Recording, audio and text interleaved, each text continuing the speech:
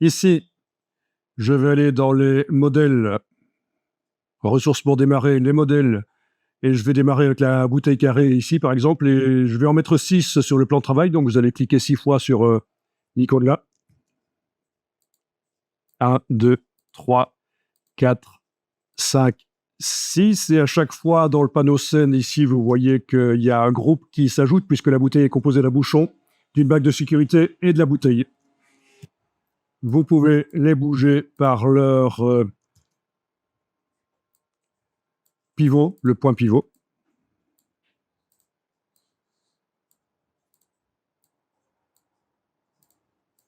Voilà. On les voit toutes les 6. Si nécessaire, vous cliquez sur l'icône ici, caméra, pour recentrer. Je vous rappelle qu'on a le bouton droit de la souris qui permet de pivoter autour.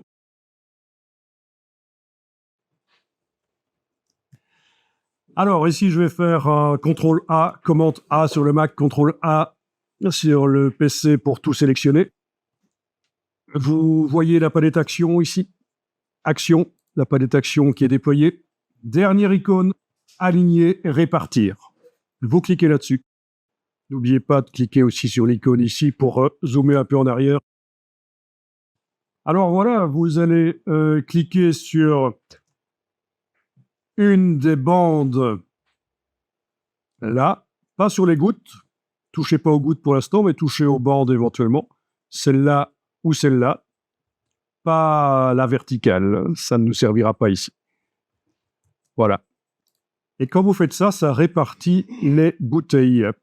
Vous allez pouvoir les centrer en allant sur l'autre bande sur laquelle vous n'avez pas cliqué, en allant sur la goutte. Là, vous voyez la goutte centrale. On vous dit que vous allez aligner les bouteilles sur ce plan-là.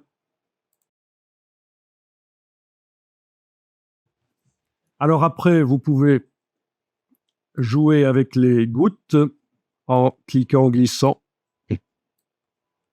pour gérer la répartition dans un sens ou l'autre.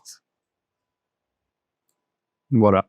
Et puis après, vous alignez éventuellement.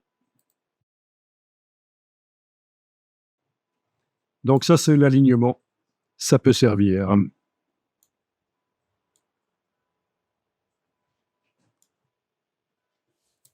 Bon, ben vous pouvez sélectionner avec la flèche noire une des bouteilles. Une des bouteilles, on a dit. Il va falloir que je clique à côté pour pouvoir en activer une. Oui, parce que tout était sélectionné. Donc, avec la flèche là, j'ai sélectionné une des bouteilles. Je vais aller mettre une matière spécifiquement sur la bouteille.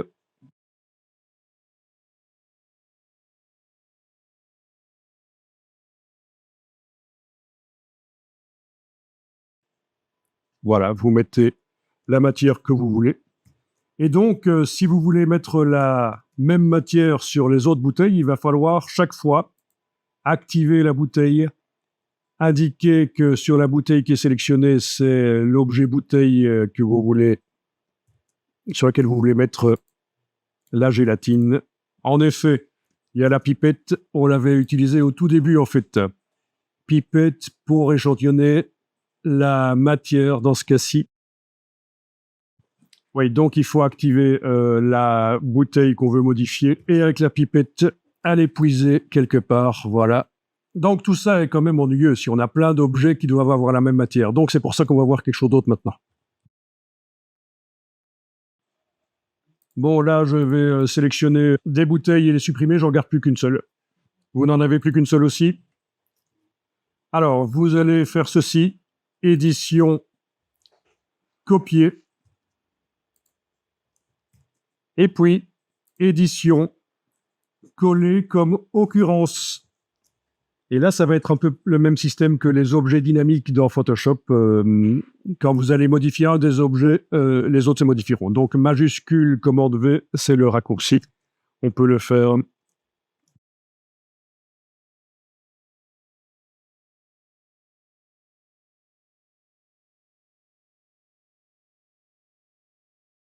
Elles sont toutes au même endroit, forcément. Je peux faire un commande A pour toutes les sélectionner et utiliser rapidement l'outil de répartition ici. Voilà. Facile, ça. Donc, la première chose qu'on avait faite là tout à l'heure, c'était un peu foireux. toutes les bouteilles arrivaient au même endroit et manuellement, on les a séparées. Mais vous pouvez très bien, et là je fais CTRL-Z, donc faire commande A, activer l'outil de répartition et aller prendre une des gouttes et tirer. Et voilà. Alors là, je clique à côté et je sélectionne une des bouteilles sur laquelle je vais aller indiquer que je modifie plus spécifiquement la partie bouteille. Et je vais aller changer ça. Et c'est magique, ça change partout. Toutes les occurrences sont modifiées, c'est bien pratique. Touche F, je vous rappelle, pour se recentrer sur un des objets. Et là, je vais aller sélectionner le bouchon et lui mettre autre chose. Voilà. La bague peut être la même chose. Non, on avait dit la bague. La bague de sécurité, oui. Voilà. Donc ça marche pour tous. Voilà. La bouteille, je vais quand même aller changer ça. Et voilà. OK. Le bouton droit de la souris, et voilà. Nickel.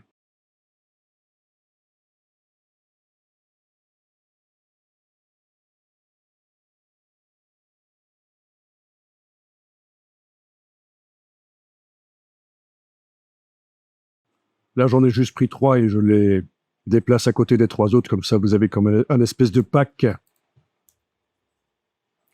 Un pack de 6 bouteilles, par exemple. Alors, il existe, je ne sais pas, je me souviens plus si c'est dans les objets qui sont proposés là, mais il existe des emballages pour 6 packs de bière, des choses comme ça. On a aussi un cube creux ici, voilà, oui, dans lequel on pourrait mettre les bouteilles, etc. Ça, c'est une autre histoire. Donc ça, c'est ce qu'on appelle les occurrences, les instances en anglais. Donc les objets dynamiques de Photoshop fonctionnent comme ça. Quand on les duplique de manière normale, par copier-coller, c'est une occurrence qui apparaît. Vous avez ça aussi dans Illustrator avec les symboles. Un symbole qui existe à plusieurs endroits dans le document Illustrator. Quand on modifie le symbole, ça modifie toutes ces occurrences dans le document. Alors, ici, une solution pour casser le lien, pour qu'une occurrence devienne un objet à part entière. Pourquoi pas? Alors, je vais essayer ceci avec la touche majuscule. Je vais ajouter 3 objets, en fait. Oui, c'est bien ça.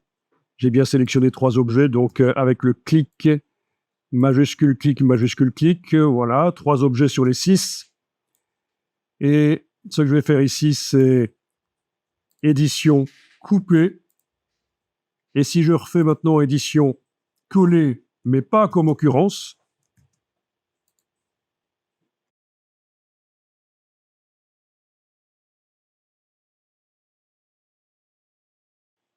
voilà.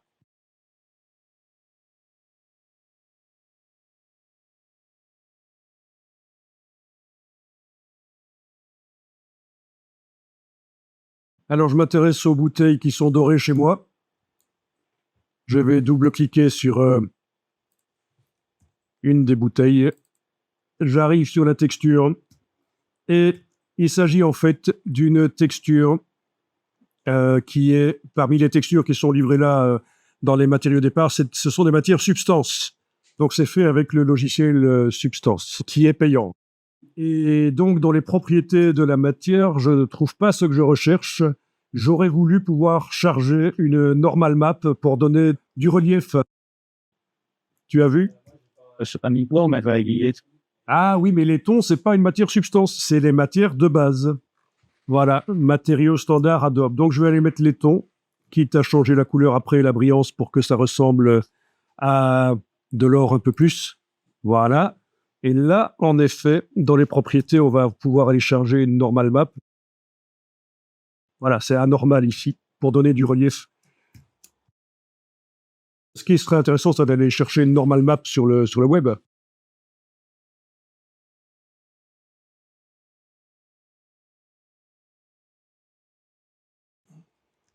Bon, je pourrais tenter de préciser.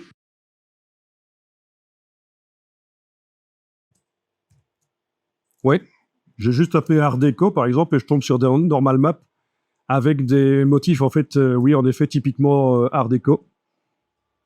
Tiens, il y a ça qui est drôle. Pourquoi pas? Art nouveau. Sur Pinterest.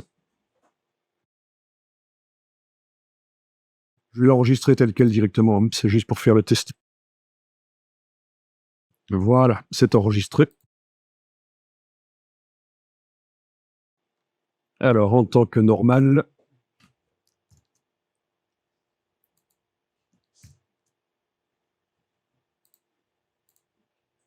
et voilà ce que ça donne. Elle s'étend en fait sur la totalité.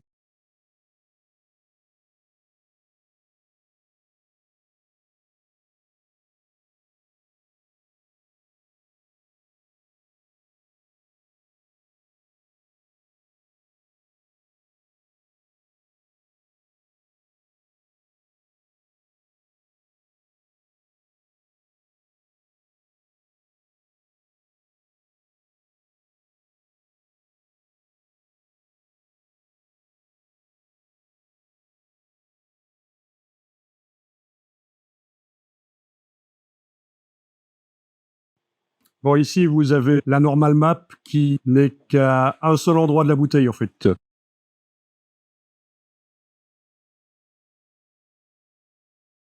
C'est peut-être une méthode un peu à l'arrache, mais ça marche, hein.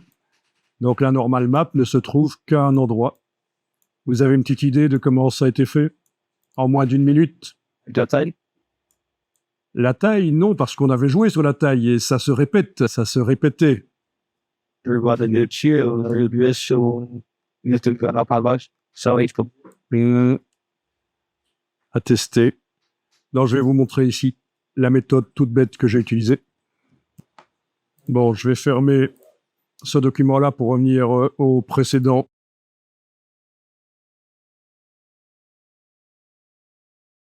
Allez ouvrir cette version-là précédente que vous aviez.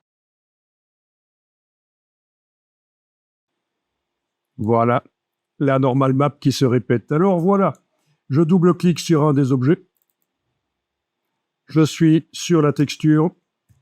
Je descends jusque la normal map que j'ai appliquée. La normal map ici, voilà.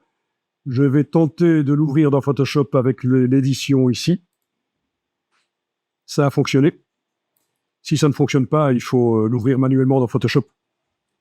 Et dans Dimension, supprimer la normal map et puis en recharger une nouvelle. Parce que tout à l'heure, ça m'a fait un truc bizarre, ça voulait pas l'ouvrir, le lien ne se faisait pas avec Photoshop. Mais donc, peu importe. Et alors, voilà. Ici, vous allez prélever avec la pipette de Photoshop la couleur de fond de la normal map. Donc ça, c'est une solution que je propose pour arriver à faire le médaillon seul sur la bouteille. Donc voilà, j'ai prélevé le fond. Je vais agrandir en zoomant en arrière et avec l'outil recadrage. Recadrage, il ne faut pas qu'il y ait de choses qui soient indiquées ici dans les cartouches. S'il y a quelque chose, vous cliquez sur effacer. On va faire un recadrage libre. Donc, je prends une poignée du coin, Alt et Shift en même temps et j'agrandis. Voilà, Alt et Shift, je lâche le bouton de la souris. Je valide le recadrage. Je vais créer un calque en dessous de celui qui existe. Donc, c'est CTRL-clic là-dessus ou commande-clic. Il va directement en dessous. Alt-Delete, ben oui, Alt-Delete sur Photoshop, ça envoie la couleur de premier plan, ça remplit le calque. Sinon, il faut faire édition remplir, Shift-Delete pour le raccourci de la boîte édition remplir et on choisit de remplir avec la couleur de premier plan. Voilà, quoi qu'il en soit, on a un médaillon qui est entouré de beaucoup d'espace, donc on va enregistrer cette image Photoshop. Photoshop, c'est bien Photoshop, oui. On va l'enregistrer. Est-ce que j'ai besoin de l'enregistrer? Non, je vais pas l'envoyer sur le disque dur puisqu'il vient directement de Dimension. Je vais faire fichier enregistré. Je vais le renvoyer vers Dimension. Là, ça devrait marcher. Pas besoin de l'envoyer vers le disque dur puisque le lien avait fonctionné. Voilà. Il est là.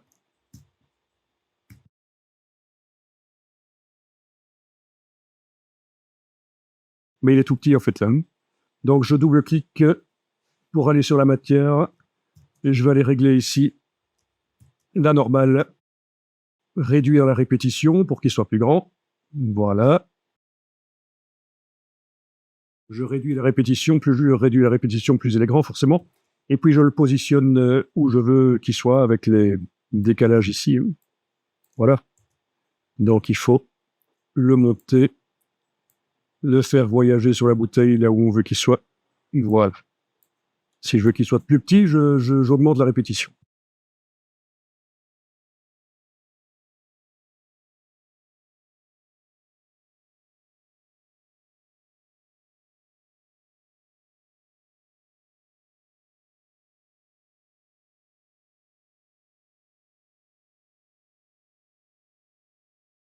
Quand tu cliques là-dessus, il veut pas. Donc dans ce cas-là, ce que tu vas faire, c'est sur la texture, supprimer la normal map. La normal map que tu as été téléchargée tout à l'heure. Tu fais l'opération.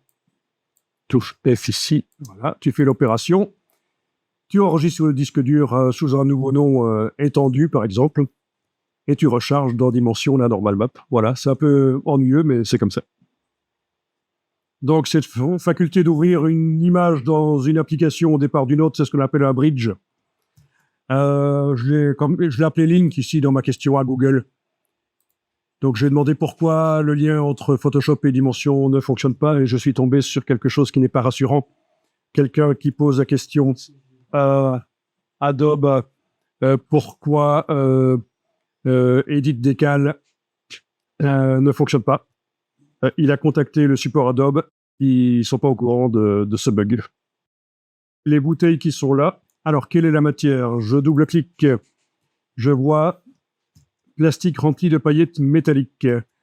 Et il s'agit en fait de la texture, donc ici, qui est une texture substance. Donc, dans les propriétés de la texture, je ne trouve pas la possibilité de charger une normal map. Donc, je vais mettre quelque chose d'assez similaire qui existe dans les textures de base des matériaux standards Adobe, c'est le plastique à grain fin. Voilà. Et dans celui-là, il y a dans les propriétés la possibilité de mettre une normal map. Parfait. Alors ici, je vais refaire quelque chose qui a été fait au deuxième cours, en fait. Je vais exporter l'UV, le déploiement UV. Donc, il faut bien que j'arrive à sélectionner parmi les 3 objets qui composent cette bouteille, mais c'est la partie, le corps de la bouteille. Là. Ensuite, je vais dans Menu Objet, Générer des UV. Puis, Menu Objet, Exporter les UV. Il faut que je décide où j'exporte ici, bien sûr. C'est là qu'il va l'exporter, mais c'est le bon dossier. Exporter. Voilà. Alors, dans Photoshop, j'ouvre, fichier ouvrir, j'ouvre le fichier Photoshop, le déploiement UV. Le voilà. Donc, on voit qu'il y a clairement des choses bizarres. Ça n'est pas très optimisé. Mais bon.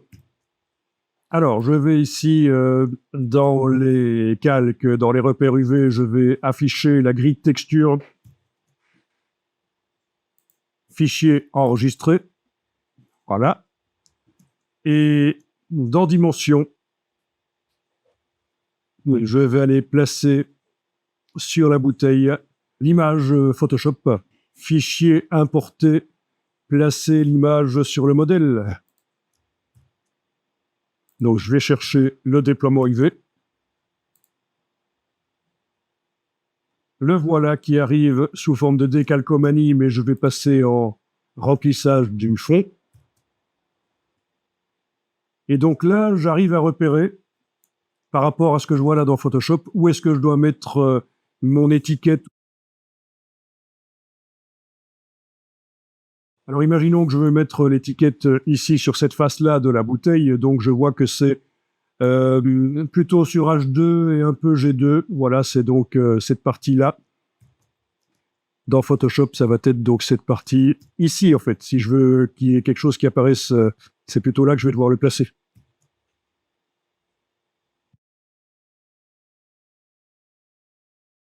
Je retiens H2G2. Voilà, j'enlève les repères UV ici. Si je fais fichier enregistré dans Photoshop et que je vais voir dans Dimension, là, il n'a pas fait. Moi, je vais carrément supprimer ceci, en fait. Touche suppression, voilà. J'ai supprimé l'image qui avait été chargée. Ok, donc dans Photoshop,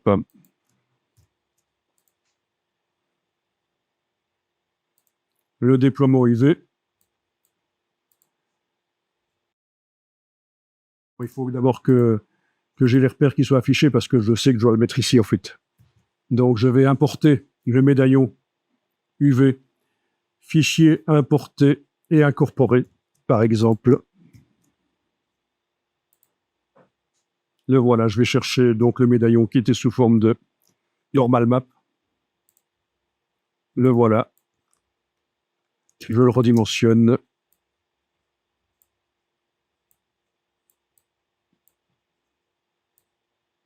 Donc, c'est l'autre manière de faire, un peu moins archaïque. Voilà. D'accord. Donc, ceci ne doit pas être affiché.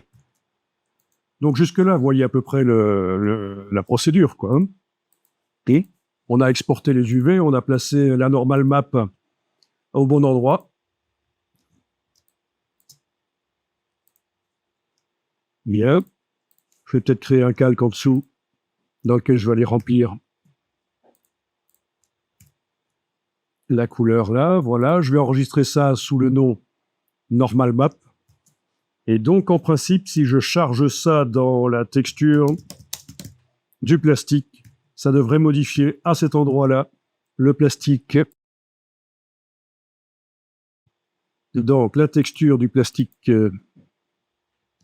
à grain fin. La normal map ici, je vais la supprimer. Je vais aller charger celle que je viens d'enregistrer de Photoshop.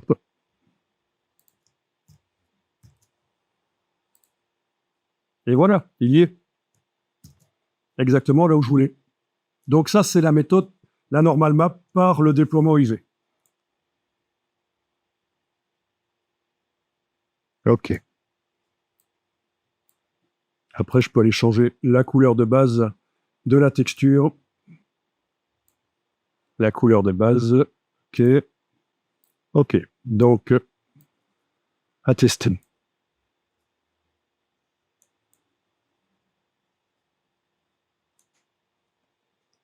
Bon, je vais aller rapidement chercher une image sur le web pour mettre à la place de la couleur. Voilà, donc je vais chercher une image de forêt, par exemple. OK. Avec les filtres de Bing ici, je vais indiquer que je veux une licence des choses que j'ai le droit d'utiliser du domaine public, par exemple. Je vais peut-être essayer celle-là. OK, ça a l'air d'être... Ouais. Utilisable. OK, je vais l'enregistrer.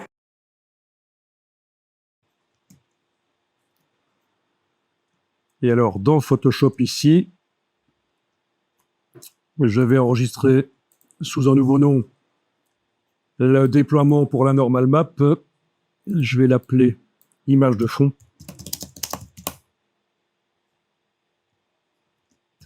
Enlever l'œil en face des normal maps ici. Réafficher éventuellement ça. Aller faire un calque. Non, je ne vais pas faire un calque, je vais carrément importer l'image. Fichier importer et incorporer. Donc, image qui normalement devrait être au format Photoshop, ce serait mieux, mais voilà. Alors, touche Alt ici, voilà. Je vais pouvoir diminuer l'opacité temporairement du calque de l'image pour voir où je la place par rapport au déploiement UV. Bon, mais ça a l'air d'être pas mal, ça. Ok, mais en fait, je ne la veux que sur les faces de la bouteille, en fait. Donc, je vais peut-être quand même sélectionner les faces de la bouteille. Voilà. Et me servir de ça en tant que masque. Ici, voilà. Ok. Donc, j'enregistre ça et je vais tenter de le charger dans Dimension à la place de la couleur de base. Et il n'y a pas de raison que ça marche pas.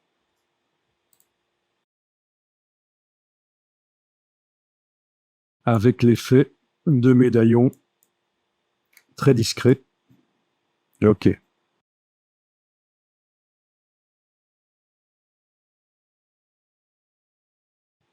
Avec l'effet de médaillon très discret, mais qui pourrait être en couleur dans l'image.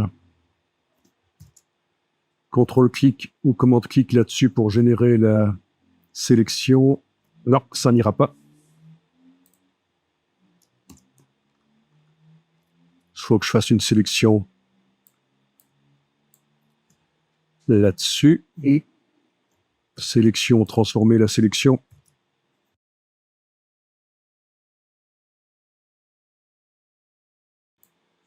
Ok, on va dire c'est à peu près bon. Remplir avec une couleur simplement. Un nouveau calque.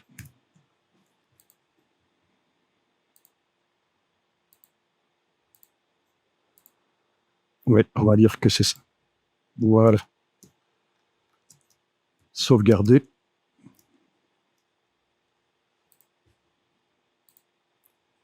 Bon, à partir de là, voilà, vous faites vraiment ce que vous voulez. Ah, j'ai oublié d'enlever l'œil en face de ces trucs. Voilà. Après, il y a plein de tests à faire. Bon, il prend un peu de temps pour se mettre à jour. Hein.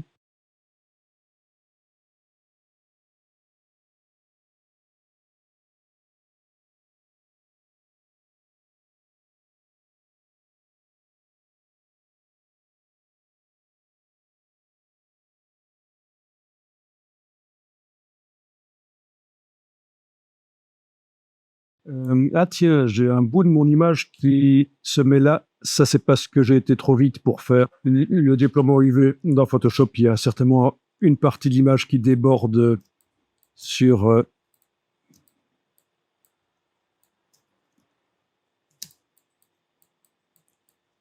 un endroit où ça devrait pas.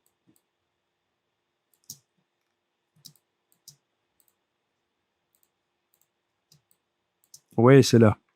Ok, je vois. Bon, peu importe. Je vais pas corriger ça maintenant. Vous avez le bouton d'exportation, il fonctionne chez vous. Partager des scènes 3D, en haut, à droite. Vous avez la possibilité de faire rapidement une image PNG que vous allez pouvoir envoyer. Ça, c'est pour la mettre dans le presse-papier, bien sûr. Mais ce qui nous intéresse ici un peu plus, c'est publier une scène 3D. Et là, dans publier une scène 3D, vous avez créé un lien public. Voilà, c'est en train de bosser. Et en principe, le lien, si on le colle dans un navigateur, ça devrait permettre de voir l'objet 3D, même si vous n'avez pas Dimension. Le client va pouvoir regarder. Il est en train de l'uploader. Publication. Génération du lien, voilà. On a copié le lien, on a aussi affiché sur le web. Je vais directement cliquer sur afficher sur le web. Donc voilà le lien, c'est chez Adobe.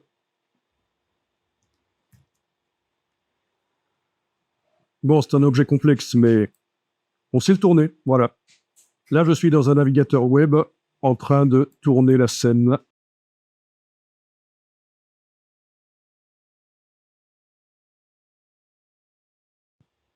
Donc, exportation pour le web. Dans le navigateur web, je vois. Évidemment, j'ai pas mis d'image d'arrière-plan, donc c'est un peu foireux. C'est un peu vide. Le zoom arrière avec la roulette de la souris, c'est pas mal aussi. Voilà. Bon, quoi qu'il en soit, je reviens là dans Dimension et je vous montre ceci. Si je sélectionne les objets que je veux exporter et que je clique sur le bouton là,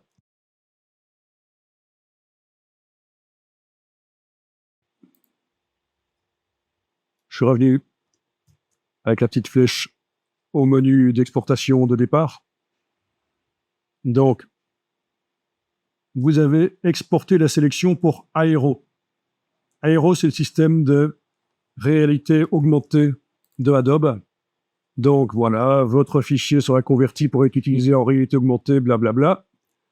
Bon, je ne vais pas le faire ici. Je vais juste vous montrer, là, sur YouTube, une petite vidéo de chez Adobe, Adobe for Education. Oui. Avec le smartphone, regardez une partie du paysage dans lequel a été implanté le modèle 3D. Donc ça peut être intéressant de voir les bouteilles, les packaging que vous avez mis au point, de les voir dans un environnement réel. Mais vous pourrez tester ça par vous-même, si ça vous intéresse, la réalité augmentée.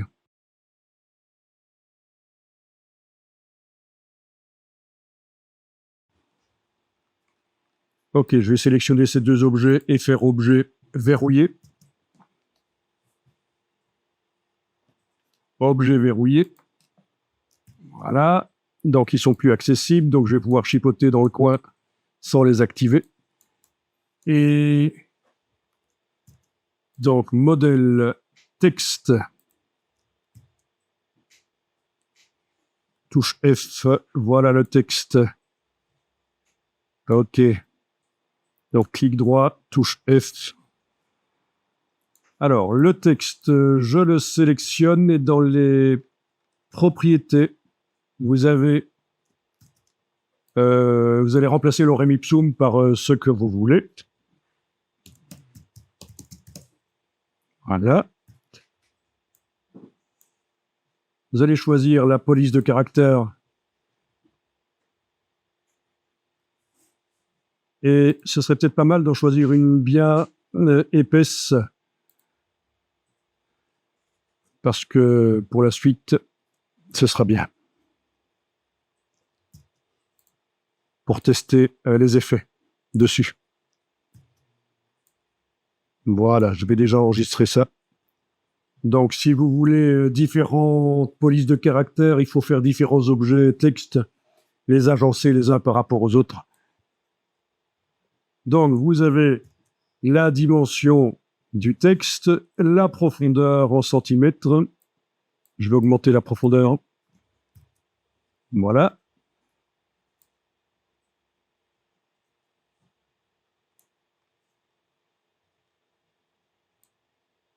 Alors, ce qui peut être intéressant à ce stade, c'est d'aller voir dans la caméra si on ne peut pas donner un effet.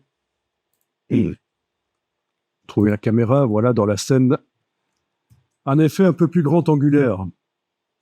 Ça, on n'a pas vraiment vu, hein, la caméra, la modification du champ angulaire.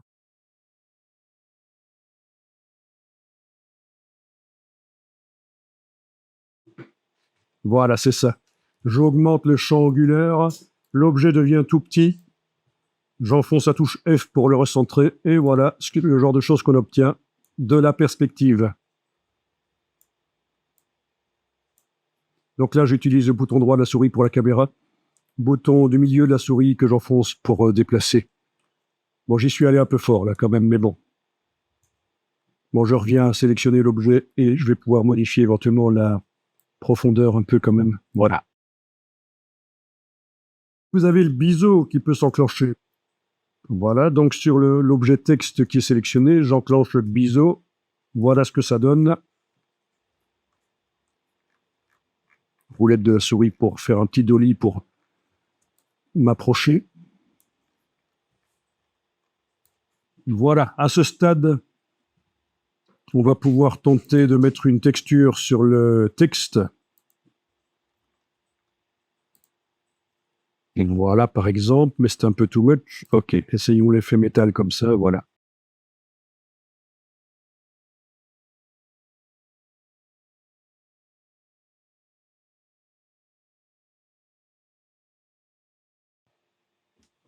Donc là, l'objet texte a été sélectionné. J'ai cliqué sur la matière métal et elle s'est mise sur tout le texte.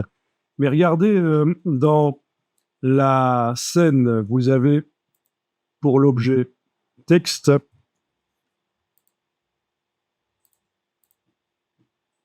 quand vous double-cliquez sur lui, vous avez possibilité de texturer différemment les côtés, la face, le biseau, l'arrière. Mais je vais essayer la face. Voilà, face. Alors, qu'est-ce que je vais mettre comme texture? Plastique avec motif, oui, pourquoi pas ça. Ok. Le biseau, je pourrais mettre la même chose. Ou une autre couleur. Voilà. Sachant que toutes les matières peuvent être modifiées par les paramètres. Voilà. Amusant. Ah oui, hein, il y a du reflet, il y a du normal map, ou de la map de rugosité peut-être. Il faudrait aller voir comment c'est fait. Ah oui, c'est ça, c'est une map de rugosité, je pense, qui a été mise. Et ouais.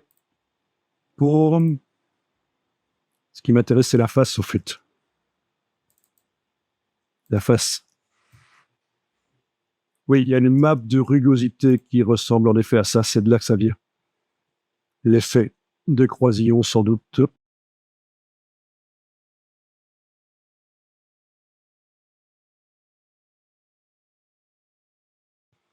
Bon, ça doit vous faire penser à Photoshop, hein, et les biseaux, le contour. Ok, au niveau des types de biseaux, vous en avez ici quelques-uns. Biseaux par étape, ça peut être bien. J'aime bien ce genre de choses, mais avec cette texture-là, c'est peut-être pas génial.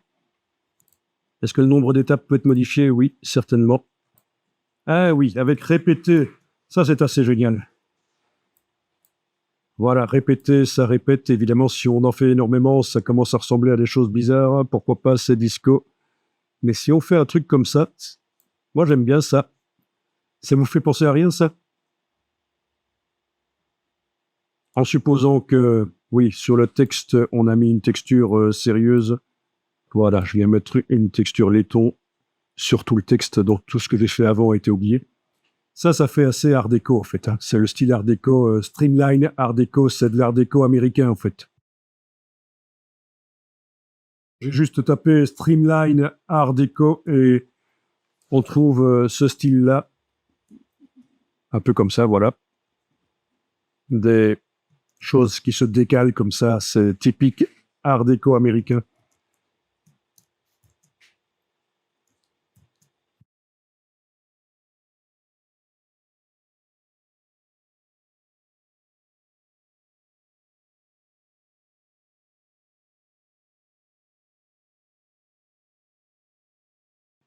Donc, ce que vous devriez essayer par vous-même pour la suite, c'est des simulations d'impression avec finition. Donc, du gaufrage, du vernis sélectif, de la découpe. Vous allez pouvoir le faire dans Dimension. Donc, des simulations de cartes de visite complexes et chères, par exemple, ou de documents luxueux, de couvertures luxueuses.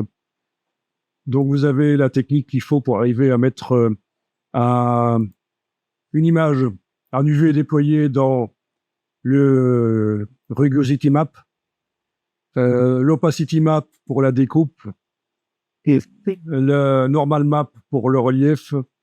Voilà. Je pense qu'il y a des choses intéressantes à faire. Donc là, j'ai juste tapé gaufrage impression et vous avez cet effet de gaufrage que vous connaissez. Tout ce qu'on peut bien sûr simuler dans Photoshop, mais là, vous avez vu qu'en exportant pour le web, la personne pour laquelle vous faites votre couverture, carte de visite ou flyer haut de gamme avec vernis sélectif, il va pouvoir bouger dans le navigateur web et voir réellement le vernis. C'est assez génial. Et le relief, il va pouvoir le voir aussi. Ceci dit, il faut en revenir aux fondamentaux, c'est-à-dire le graphisme, qu'est-ce que c'est? Le graphisme, c'est pas jeter par la fenêtre plein de fric pour imprimer des choses en gaufrage, en découpage, en doré, en vernis sélectif, etc. Ce qui coûte très cher. Le graphisme, c'est obtenir l'effet maximal avec le minimum de coûts. C'est-à-dire que sur un papier pas très haut de gamme, avec juste de l'encre noire, un passage en presse, un graphiste va arriver à faire quelque chose qui en jette et qui est très, très chouette. Donc, souvenez-vous de ça, parce qu'on voit parfois des gens qui veulent faire leur CV, par exemple. Ils veulent se lancer, ils veulent envoyer des CV aux entreprises, ils veulent faire des CV qui en jettent vraiment en couleur, avec plein de choses. Non, ça, vous allez juste montrer aux gars avec qui vous voulez bosser que vous savez dépenser de l'argent, et c'est pas ça qu'il faut. Vraiment, hein. Et soignez surtout le truc le plus important, la typographie. Quand vous faites un CV, quand vous faites votre portfolio, la qualité de la typo,